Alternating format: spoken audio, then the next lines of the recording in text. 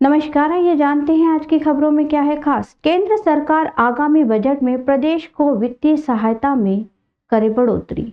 राजेश धर्माणी की। जी हां, बिल्कुल सही सुन रहे हैं आप। तकनीकी शिक्षा मंत्री ने घुमारवी की दकड़ी पंचायत में 62 लाख रुपए के विकास कार्यों का किया लोकार्पण। नगर एवं ग्राम नियोजन, आवास, तकनीकी शिक्षा, व्यावसायिक एवं औद्योगिक प्रशिक्षण मंत्री राजेश धर्माणी ने आज घुमारवी विधानसभा क्षेत्र की ग्राम पंचायत दकड़ी में लगभग 62 लाख रुपए की लागत से पूर्ण हुए विभिन्न विकासात्मक कार्यों का लोकार्पण किया। इनमें ग्राम पंचायत दकड़ी में लगभग 42 लाख रुपए की लागत से निर्मित सामुदायिक भवन तथा राजकीय उच्च विद्यालय चुवाड़ी में लगभग 20 लाख रुपए की लागत से निर्मित बाउंड्री वॉल शामिल है। इस अवसर पर पत्रकारों से अनौपचारिक बातचीत करते हुए राजेश धर्माणी ने कहा कि केंद्र सरकार को आगामी बजट में प्रदेश की वित्तीय सहायता में बढ़ोतरी करनी चाहिए।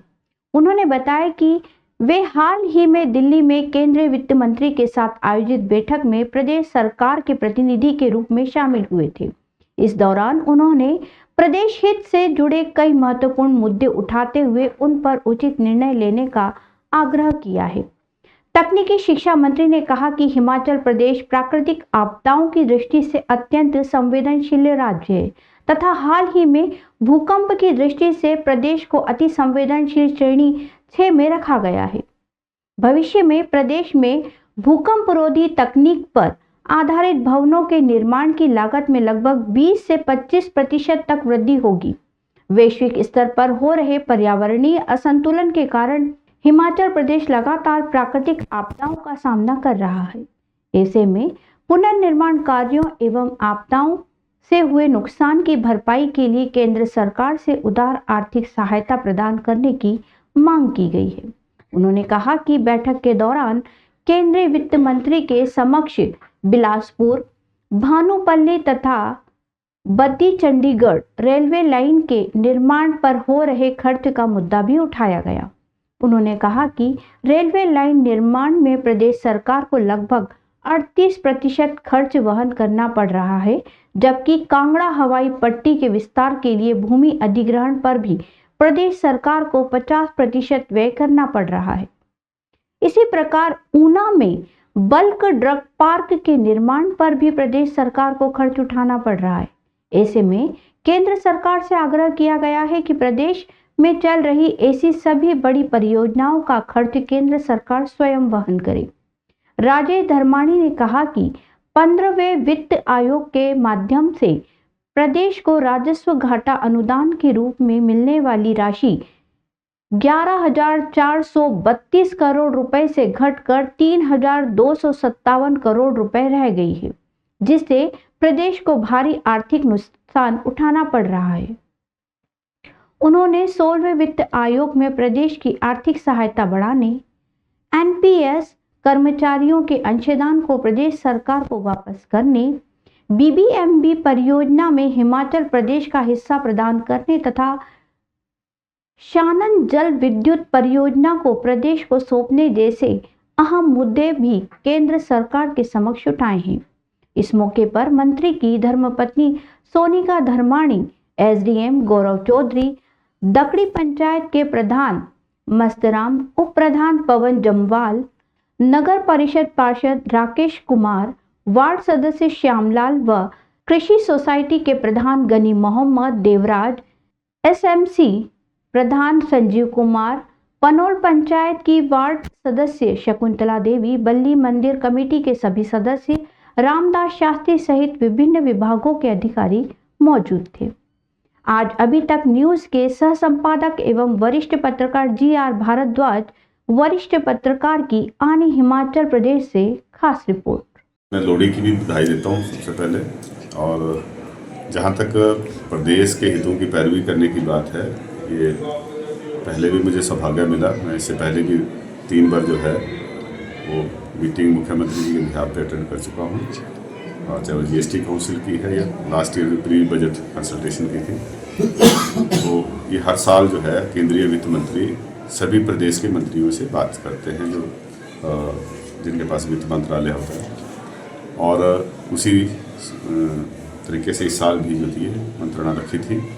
हमने उनके सामने कहा है कि हिमाचल प्रदेश जो है वो प्राकृतिक आपदाओं से प्रति संवेदनशील है, यहाँ आपदाएँ आती रहती हैं और अभी हाल ही में जो है हिमाचल प्रदेश को भूकंप की दृष्टि से जो है जोन 6 में क्लासीफाई किया।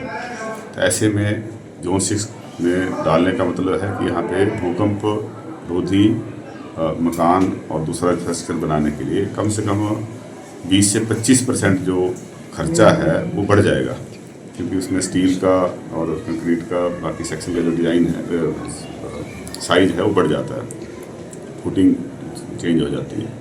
तो ऐसे में खर्चा बढ़ेगा, तो उसी हिसाब से हमारे को जो आपदाओं से नुकसान हुआ है उसके रिकंस्ट्रक्शन के लिए भी और भविष्य में जो मकान या दूसरे इंफ्रास्ट्रक्चर बनना है उसके लिए भी जो है पैसे उस हिसाब से हमें दिए जाएँ। और वैसे भी हिमाचल प्रदेश को जो नुकसान हो रहा है ये पर्यावरण में जो असंतुलन पैदा होता है उसकी वजह से है। कोई ऐसा नहीं है कि सिर्फ लोकल फैक्टर इसके लिए जो है वो उनकी वजह से ये है, बल्कि जो भौगोलिक जो ग्लोबल और राष्ट्रीय स्तर पे भी जो पर्यावरण को नुकसान होता है उसका असर पहाड़ों में ज़्यादा देखने को मिलता है। और इसके अतिरिक्त हमने ये भी मांग की है कि जो हमारे बिलासपुर भानुकुली रेलवे लाइन है या बद्दी चंडीगढ़ की रेलवे लाइन है, इनका जो खर्चा है वो पूरा भारत सरकार उठाए। अभी हमें जैसे भानुकुली बिलासपुर रेलवे लाइन है, इस पर लगभग 38.24% जो है वो खर्चा स्टेट को वहन करना पड़ता है। और इसी तरीके से जो हमारा कांगड़ा एयरपोर्ट का विस्तारीकरण है, इसका भी खर्चा जो है कम से कम 50% ज़मीन का खर्चा भी, लैंड एक्विजिशन का जो खर्चा है वो भी केंद्र सरकार उठाए। ये भी हमने उनसे मांग रखी है। हमारा ऊना में जो बल्क ड्रग पार्क बन रहा है उसमें अलग से सड़क बननी है, अलग से एक पानी की स्कीम बननी है, एक 2 किलोमीटर का रेलिंग बनना है, उसका खर्चा भी जो है केंद्र सरकार उठाए, क्योंकि केंद्र सरकार का प्रोजेक्ट है। हमने सिर्फ उसको फैसिलिटेट किया है, ज़मीन दी है, बाकी सुविधाएं प्रदान कर रहे हैं। तो केंद्र सरकार भी इसी जिम्मेवारी को जो है निभाए। और इससे भी ज़्यादा हमने बात रखी है कि जो 15वें वित्त आयोग में जिस तरह से रेवेन्यू डेफिसिट ग्रांट जो दी गई थी उसमें काफ़ी जो है वो नुकसान हिमाचल का हुआ है। जहाँ पहले साल ये 11,431 करोड़ थी, वहीं पे इस साल जो है घटकर 3,257 करोड़ रह गई है, जो कुल का लगभग 28% बनता है। तो ये बहुत जो है नुकसान इससे हिमाचल का हुआ है। तो ऐसे में जो 16वें वित्त आयोग की रिकमेंडेशन है, उम्मीद करते हैं कि जो 15वें की वित्त आयोग की 5 साल की जो एवरेज है उससे ज़्यादा फर्स्ट ईयर की एलोकेशन होनी चाहिए। और उसी के चलते हमने ये भी मांग की है कि हमारी लोन लिमिट बढ़ाई जानी चाहिए, जो OPS लागू होने से कम हुई है। और जो हमारा NPS का पैसा है वो भी हमें वापस मिलना चाहिए। BBMP का हमारा शेयर है, जो हमारा सुप्रीम कोर्ट से भी हमारे हक में फैसला हुआ है, वो पैसा भी अभी तक हमें नहीं मिला है। सानन पावर प्रोजेक्ट है जिसको बने हुए 100 साल से ज़्यादा हो गए, वो भी हमें अभी तक नहीं मिला। भाखड़ा बांध से सिर्फ हमें 2.5% पावर शेयर मिलता है, तो उसकी भी हमने मांग की है, क्योंकि ये तो पंजाब पुनर्गठन से भी पहले का है और इस पे ऊपर तो कोई कानून नहीं लगना चाहिए। इस पर हमारा जो शेयर है वो ज़्यादा होना चाहिए बनिस्बत जो बाकी BBMP के प्रोजेक्ट हैं। इस तरह की तमाम बातें जो हैं वो उनके सामने रखी हैं और हम उम्मीद करते हैं कि जो आने वाला बजट है इसमें हिमाचल प्रदेश को है एलोकेशन बढ़ेगी और हिमाचल का विकास जो है और तीव्र गति से आने वाले समय में होगा।